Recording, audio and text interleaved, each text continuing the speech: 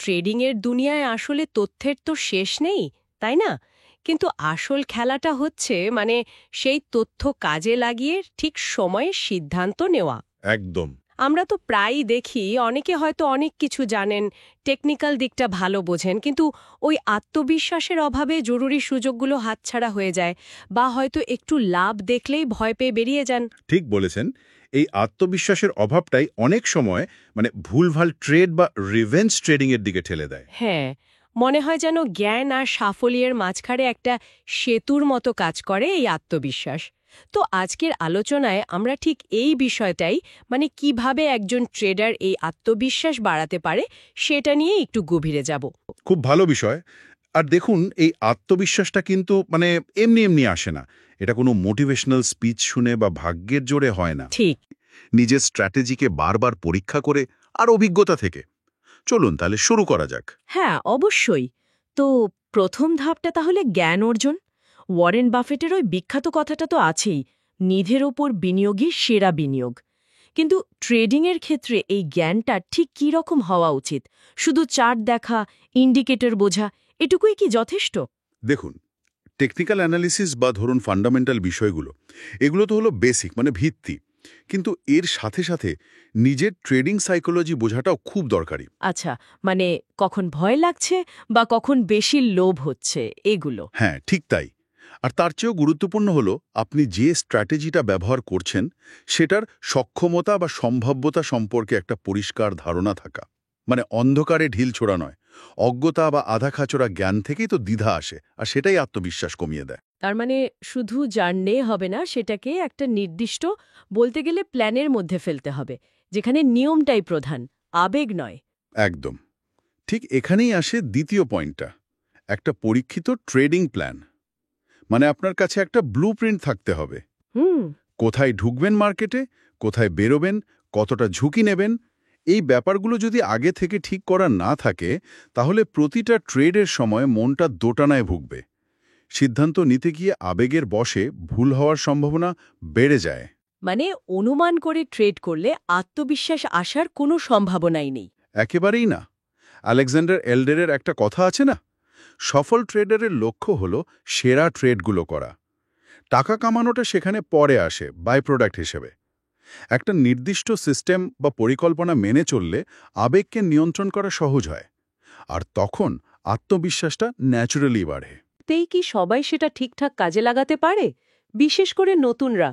অনেকে তো বেশ বড় লট সাইজ নিয়ে শুরু করে, অনেকটা শেয়ার বা কন্ট্রাক্ট কিনে, তারপর প্রথম লসে নিয়ে একেবারে দমে যায়।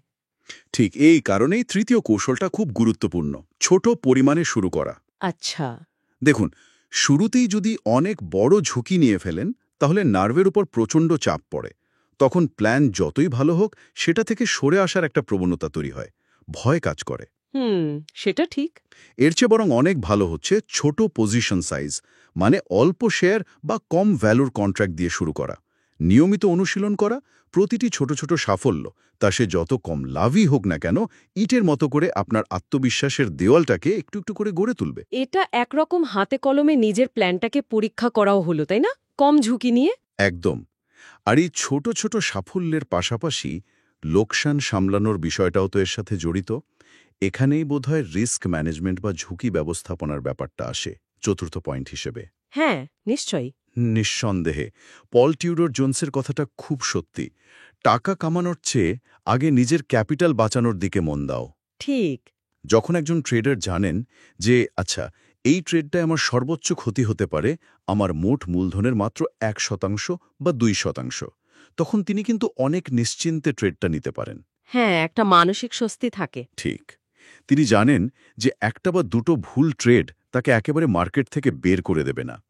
এই যে মানসিক নিরাপত্তা, এটাই কিন্তু আত্মবিশ্বাস ধরে রাখার জন্য খুব জরুরি, কারণ ভয়টা কম থাকে। কিন্তু লোকসান তো হবেই, এটা জেনে শুনেও ট্রেডিংয়ের অংশ হিসেবে মেনে নেওয়াটা তো অনেকের জন্যই বেশ কঠিন।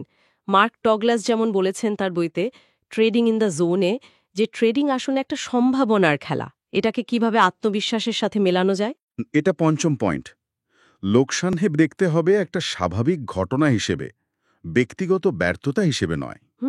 ঠিক যেমন ধরুন একটা ক্যাসিনো জানে যে তারা কিছু কিছু বাজি হারবে, কিন্তু ওভারঅল লং রানে তাদের একটা এজ বা সুবিধা আছে। ট্রেডারকেও ঠিক সেভাবে ভাবতে হবে। নিজের স্ট্র্যাটেজির দীর্ঘমেয়াদী সম্ভাবনার ওপর ভরসা রাখতে হবে, একটা বা দুটো ট্রেডের ফলাফলের ওপর নয়। মানে ফোকাসটা সরাতে হবে প্রতিটা ট্রেডের লাভ লোকসান থেকে সামগ্রিক পারফরমেন্সের দিকে। একদম। এই মানসিকতাটা একবার তৈরি হয়ে গেলে তখন একটা লোকসান আর আপনার আত্মবিশ্বাসকে সেভাবে টলাতে পারবে না। আচ্ছা, এই যে নিজের ভুলগুলো বা মানসিক অবস্থা, এগুলো বোঝার জন্য কি নির্দিষ্ট কোনো উপায় বা অভ্যাসের কথা বলা হয়েছে উৎসগুলোতে? হ্যাঁ, অবশ্যই। ষষ্ঠ উপায় হিসেবে বলা হয়েছে একটা ট্রেডিং জার্নাল রাখার কথা। ট্রেডিং জার্নাল মানে ডায়েরির মতো? হ্যাঁ, অনেকটাই। মানে আপনি কেন ট্রেডটা নিলেন, তার পেছনে যুক্তি কি ছিল, ফলাফল কি হলো, আর ট্রেডটা নেওয়ার সময় বা চলার সময় আপনার মানসিক অবস্থা ঠিক কেমন ছিল, এই বিষয়গুলো নিয়মিত লিখে রাখা। এতে লাভটা কি? সময়ের সাথে সাথে এই জার্নালটাই আপনার কাছে একটা আয়নার মতো হয়ে উঠবে। আপনি দেখতে পাবেন কোন পরিস্থিতিতে আপনি ভালো করছেন, কোথায় ভুল করছেন, কেন করছেন। নিজের প্যাটার্নগুলো বুঝতে পারবেন। এটা ভুল এড়িয়ে যাওয়ার জন্য নয়, বরং ভুল থেকে শেখার একটা দারুণ উপায়। আর যখন আপনি দেখবেন যে আপনি শিখছেন, উন্নতি করছেন, তখন নিজের উপর আস্থা বাড়বে, আত্মবিশ্বাসও বাড়বে। খুব ইন্টারেস্টিং। আচ্ছা, আরেকটা জিনিস মনে হচ্ছে, বাইরের নানা রকম তথ্য, ধরুন সোশ্যাল মিডিয়াতে পাওয়া টিপস বা বন্ধুদের মতামত, এইগুলো ট্রেডারের আত্মবিশ্বাসকে কিভাবে প্রভাবিত করে? এখান থেকে বাঁচার উপায় কি? এটা খুব জরুরি একটা পয়েন্ট। সপ্তম, দেখুন চারপাশ থেকে ক্রমাগত যদি নানা রকম তথ্য, সিগন্যাল বা মতামত আসতে থাকে, তাহলে নিজের যে বিচার বুদ্ধি বা নিজের যে সিস্টেম, সেটার উপর থেকে ফোকাস নড়ে যেতে পারে। হ্যাঁ, কনফিউশন তৈরি হয়। নিজের প্ল্যানের উপর আস্থা কমে যায়। তাই নিজের পরিবেশটাকে ফিল্টার করাটা খুব দরকারি। মানে কাদের কথা শুনবেন, কাদের শুনবেন না, সেটা বেছে নিতে হবে। হয়তো একজন নির্ভরযোগ্য মেন্টারকে অনুসরণ করা, ভালো কিছু বই পড়া, বা এমন ট্রেডারদের কমিউনিটির সাথে যুক্ত থাকা যারা ডিসিপ্লিন বা শৃঙ্খলার উপর জোর দেন, চটজলদি লাভের উপর নয়। মানে একটা সাপোর্টিভ আর ফোকাসড পরিবেশ তৈরি করা। একদম।